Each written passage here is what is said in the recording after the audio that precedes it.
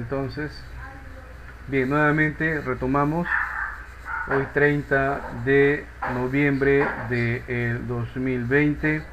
Estamos tratando pues el tema de polígonos, ¿no? Hemos definido entonces que un polígono es una figura acotada de dos dimensiones y cerrada. Entonces, si es acotada y cerrada, tiene los siguientes elementos. Tiene lados que se denotan o escriben por por dos letras mayúsculas, indicando el vértice o perdón, el punto donde inicia y donde termina. A igual cantidad de lados, igual cantidad de nombres o denotaciones por hacer. Por ejemplo, acá vemos de que este polígono tiene 6 lados. Por lo tanto, si ustedes cuentan, tiene 6 nombres acá, y como ven, escritos en letras mayúsculas, donde cada letra representa el inicio y el fin, del punto A al punto B o viceversa. Los vértices justamente son esos puntos, ¿ok? Son los puntos en el que se intersectan dos lados. Por lo tanto, acá observamos el vértice A, el vértice B, el vértice C, el vértice D, E y F.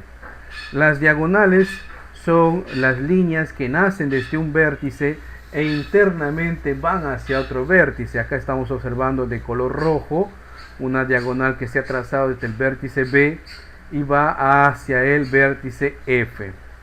Muy bien, el ángulo interior son los ángulos que internamente se pueden formar gracias a los vértices.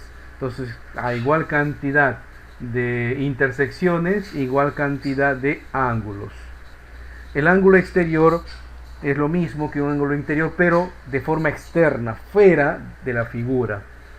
¿Ok? Es el ángulo exterior. Y nos quedamos pues definiendo el ángulo central, que es el ángulo que está formado y nace en el centro del polígono. Está formado por los vértices o por dos vértices, ¿correcto? Y luego tenemos algo que es muy importante en todo polígono, que es el apotema. El apotema es la línea que va desde el centro, voy a hacerlo de este otro color, desde el centro hasta el punto medio de cualquier lado y forma siempre un ángulo recto, una perpendicular. ¿Qué significa eso? De que cuanto más lados tenga un polígono, el apotema siempre va a coincidir con el punto medio de cualquiera de los lados y tiene la misma medida. Si nosotros trazamos muchos, casi infinitos lados de un polígono, o sea, un polígono de 10 millones de lados, a simple vista va a parecer como si fuera una circunferencia. Entonces, cuando se tiende al infinito la cantidad de lados de un polígono, el apotema en realidad se convierte en lo que el círculo viene a ser el radio, que va desde el centro hacia cualquier lado de él. Muy bien. El perímetro es la suma de las medidas de los lados de un polígono. Recuerden, el perímetro es la suma de las medidas de los lados de un perímetro. Ya más adelante en otras unidades vamos a ver el cálculo de perímetros, el cálculo de áreas y el cálculo de volúmenes. Bien, espero que hayan entendido muy bien este idioma matemático de los nombres propios que hay en un polígono. Recordemos, un polígono es una figura cerrada, es una figura acotada, o sea, tiene medida, tiene dimensión y está formado por lados. Cuando se intersectan los lados forman vértices. De cada vértice yo puedo trazar diagonales y la intersección de los lados, como ustedes pueden ver acá, por ejemplo, la intersección de esos lados forma el ángulo alfa, que son ángulos interiores. También gracias a este ángulo alfa tengo este ángulo de acá, que es un ángulo exterior. También tengo acá un ángulo central. También tengo una diagonal y un apotema, y la suma de los lados se llama perímetro. Muy bien. Cada uno de los polígonos que podemos formar tienen nombres propios. Y vamos a hablar de un tipo especial de polígono, que son los polígonos regulares. Los polígonos regulares son aquellos que tienen los lados de la misma medida. Entonces, si tienen los lados de la misma medida, podemos formar los siguientes polígonos con estos nombres en particular. Si tenemos un polígono que tiene tres lados iguales, estamos formando un triángulo. Voy a tratar de hacer un triángulo acá. No, el software no me permite. A ver. No, no me permite. Bueno, el internet está lento. Entonces, el polígono que tiene tres lados se le conoce como triángulo. Pero no es cualquier triángulo, ojo, ¿eh? Para que sea un polígono regular, debe ser un triángulo que tiene sus tres lados iguales. A ese triángulo cuyos lados son iguales se les conoce como equiláteros. Entonces, los triángulos equiláteros forman parte de la clasificación de los polígonos regulares. Un polígono es regular cuando sus lados tienen la misma medida. El cuadrilátero son aquellos polígonos que tienen cuatro lados. El único polígono que tiene cuatro lados iguales se llama cuadrado. No se olviden, se llama cuadrado. El pentágono tiene 5 lados, el hexágono tiene 6 lados, el heptágono 7 lados, el octógono, ¿no? O también le llaman octágono, 8 lados, 9 nonágono, 10 decágono, 11 endecágono, 12 dodecágono, pero a partir del 13 y 14 entra en un limbo, no tienen nombre. El 15 se llama pentadecágono y el número 20, que tiene 20 lados, icoságono.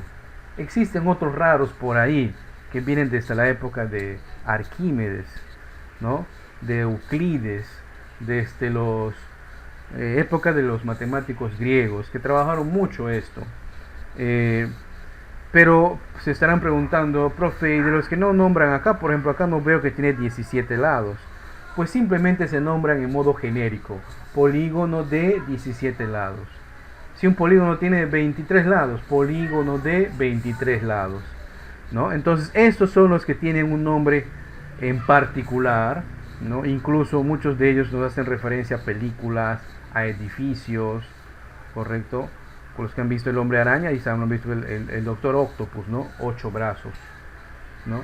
En Estados Unidos, pues el Pentágono, un edificio militar que tiene la forma, pues, de un pentágono, o sea, tiene cierta cantidad de lados que hacen referencia a un pentágono, o sea, exactamente 5 lados, visto desde una vista superior, obviamente.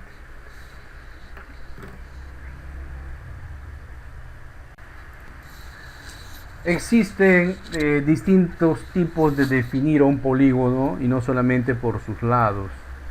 Aquellos polígonos, por ejemplo, que no son regulares, se les puede llamar polígono convexo cuando tiene un ángulo que mide menos de 180 grados. Polígono cóncavo, el que tiene más de 180 grados. Polígono equilátero, el que tiene la misma cantidad o la misma medida de lados, ¿no? Que también se le conoce como polígono regular. Ojo con eso, ¿ya? El polígono regular es lo mismo, ¿no? Más que equilátero, perdón, acá es equilátero. Ahí está, polígono regular. Sus lados y sus ángulos internos miden o tienen la misma medida. Entonces, la suma de estas dos propiedades, de estos dos tipos, vamos a ponerle bien, la suma de estos dos, que es un polígono equilátero y un polígono equiángulo, formarían lo que es un polígono regular. ¿A qué se refiere con equiángulo? Que la medida de sus ángulos internos es la misma en todas. Si la medida de sus ángulos internos es la misma y la medida de sus lados también es la misma, estamos en un caso de polígono regular. ¿Y qué es? Así como hay polígono regular, debe haber un polígono irregular, seguramente se han preguntado, ¿no? Y un polígono es irregular cuando sus lados no tienen la misma medida, no tienen la misma medida tampoco sus ángulos. Por ejemplo, acá podemos notar que tenemos un polígono irregular, ¿no? Porque sus lados no tienen la misma medida, a simple vista podemos observar eso, y también sus ángulos internos obviamente no tendrán la misma medida, ¿correcto? Muy bien. Algunas observaciones. El número de en todo polígono regular, el número de lados es igual al número de vértices y es igual al número de ángulos interiores, que este a su vez es igual al número de ángulos exteriores y a su número de ángulo central. Bien, señores, en todo polígono regular, si usted ya tiene el número de lados, prácticamente entonces ya tiene cuántos ángulos exteriores tiene, cuántos vértices tiene y cuántos ángulos exteriores centrales puedo formar. Hay esa relación. Basta que tenga uno de esos datos, entonces ya podemos deducir los otros. No es que se esté inventando, es por propiedad. Ojo, pero esto se cumple solamente en los polígonos regulares. Ya sabemos que es un polígono regular. Ahora vamos a la palabra inscrito y circunscrito. La palabra inscrito y circunscrito tiene que ver más que todo con la figura que está uno dentro o afuera. Por ejemplo, si ustedes observan esta figura, podemos decir que el polígono está inscrito en la circunferencia. O sea, el polígono está dentro de la circunferencia. Pero también podemos decir, como en esta otra figura, el polígono está fuera de la circunferencia. Entonces ahí decimos que el polígono está circunscrito a la circunferencia. Entonces, para hablar de la palabra inscrito o circunscrito, tenemos que tener un círculo.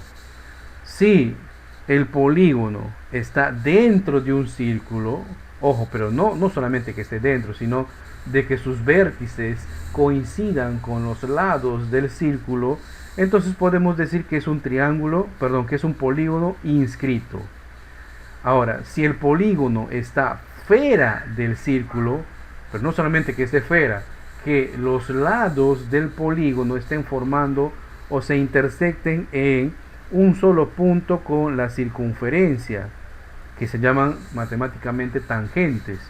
Entonces, si son tangentes, ya estamos en un caso de un polígono circunscrito. Esto de inscrito y circunscrito tiene mucha relevancia cuando uno va a interpretar, por ejemplo, un enunciado.